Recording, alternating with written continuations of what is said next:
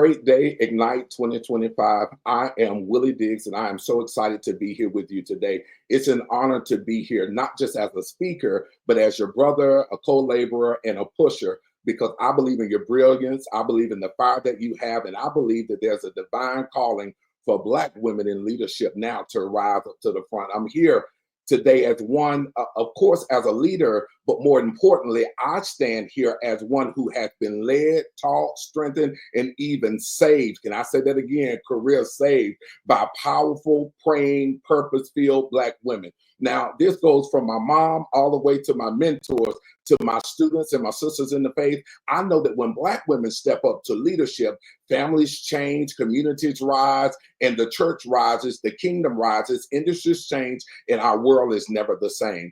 And so I'm not here just to talk to you, but I'm here to put a push behind you. So when we start thinking about leadership, we often imagine someone out front, charging the hill, blazing the trail, giving commands. But kingdom leadership isn't always about being up front. Sometimes it's about walking beside someone, helping someone up, or sometimes it's behind them, pushing them and covering them and interceding. My leadership journey has been shaped by unlearning the hierarchy and embracing harmony. I've learned that leadership is not about control, it's about collaboration. It's not about domination, but about delegation. And it's certainly not about ego. It's about edifying those around you. So before we get into this talk, I want you to know I bring every bit of push for you so that you can lead and you can lead well. Because when we lead together, I bring my strength and zeal, you bring your strength and zeal. We don't compete, we complete. I'm gonna say that one more time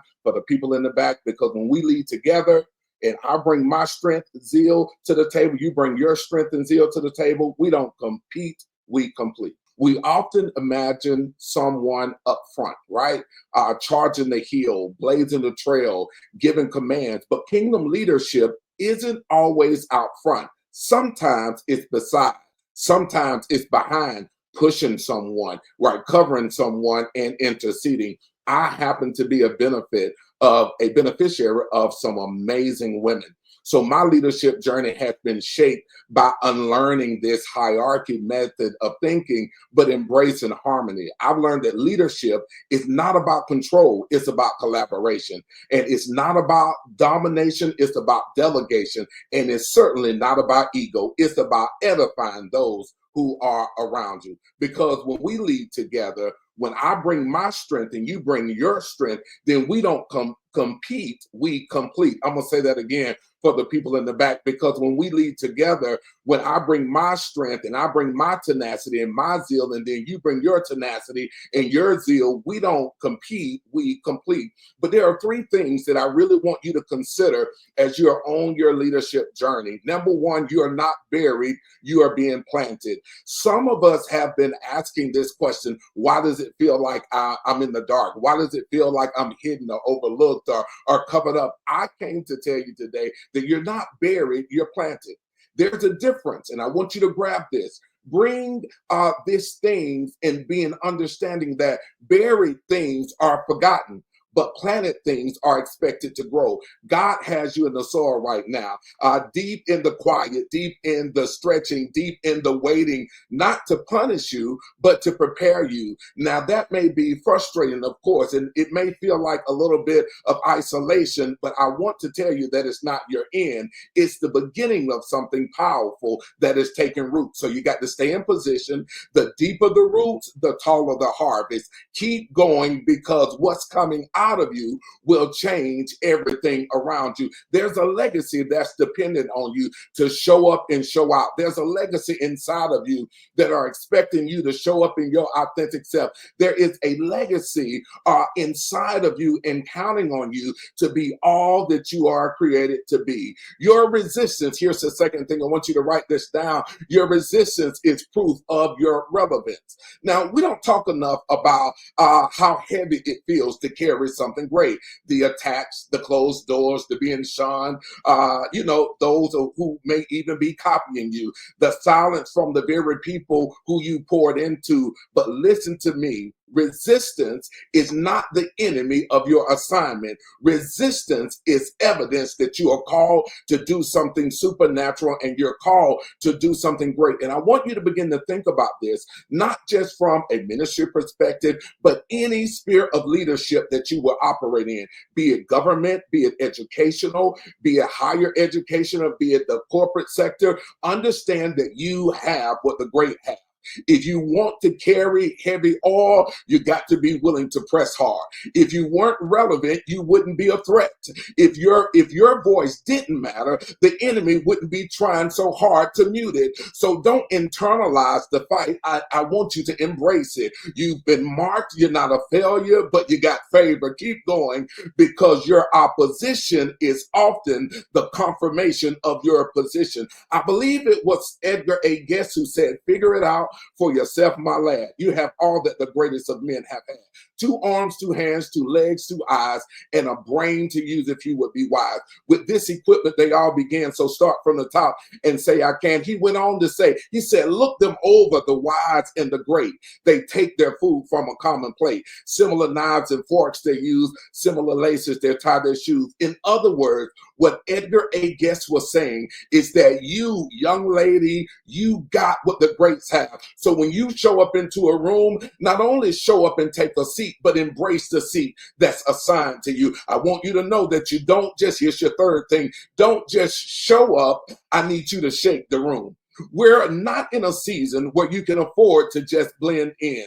God didn't call us to fit in. The industry doesn't need you to fit in. Your legacy doesn't need you to fit in. You're called to shift the atmosphere that you are designed to walk in. You carry insight. You carry strategy. You carry the fire that is needed to change the trajectory of our world. You don't just enter rooms to take notes. You enter rooms to take territory. So for every woman who is listening, grab your notepads and pens. I want you to take copious notes and understand that you got the good stuff inside of you, but don't you dare allow the misogynistic perspective of even maybe some of the industries to cause you to sit this one out. No, engage this one. Keep going, not just to survive the system, but to shake it to its core. You're not just here to show up. You're here to show them what happens when kingdom women walk inside of the room. Now, I want you to understand that there's a proverb that says, if you want to go fast, go alone. If you want to go far, go together. Legacy isn't about plaques or platform. It's in people. It's in the women that you've mentored. It's in the women who you've called to push and lead. It's in the women. It's in your daughters that have been empowered to change the boardrooms and the industries. It's in the women who are called to mount pulpits and share the gospel. It's in the women that are called to write new strategy for, development of new communities, be it micro, meso, or macro. You are able to actually move through all of those spheres. It's in the women that have chosen to listen and to learn and to grow because their perspective was needed, because their perspective had strategy. Legacy means this, that when you're no longer in the room that wasn't built for you, you leave it better than what you left it in. And not only that, there are some of you all who are listening up under the sound of my voice. You're powerful women. You got the ability to sit in some rooms, and if they don't want to let you in the door, you have the ability to build it brick by brick by brick. And I want to encourage you, my sisters, to keep building. And if you are going to influence the world, you got to be ready to walk through open doors.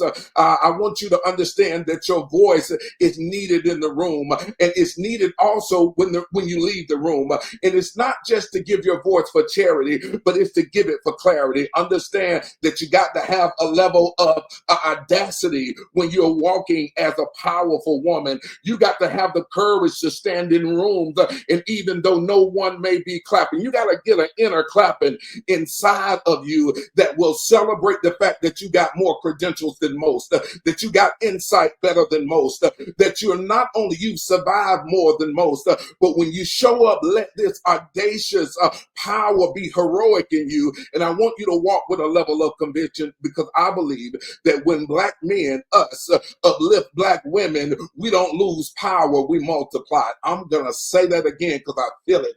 I believe that when black men come into rooms and push black women forward, we don't lose power, we multiply. Our unity terrifies systems that profit off our division, but our unity glorifies the God who always moves in partnership. Remember, Moses had Aaron, Paul had Priscilla, and Jesus had Mary. So let the record show this black man is not intimidated by your crown, but I walk with a level of authority that's able to help you adjust it. I don't question your call, I confirm it, and I don't stand in your way. I open every door I can. I walk with you on this road to destiny. So my call to action is simply this, ladies: grow and show up and do everything that you're called and assigned to do. So to my sisters, I see you, I honor you, I serve your vision, not because I need the spotlight, but because I believe in the light that's inside of you. You don't need permission to lead. You've been leading since the beginning of time. You already have divine authority. So let's stop waiting on the world to catch up. Let's build it together. The conference, let's build it together. The conference, let's build it together. The company, the church, the community, brick by brick. We have a responsibility to build and build together. So I leave you with this thought. Legacy is not who remembers your name. It's about whose life changes because you dare to lead and lead together. So let's be audacious. Let's be a legacy. Let's uplift, not one, but all. And let's show the world that what it really looks like when men and women lead together. I'm praying for you. I'm proud of you. And always know that Willie Fred Diggs II is in your corner, rooting you to go to every door that you're called to walk in. God bless you.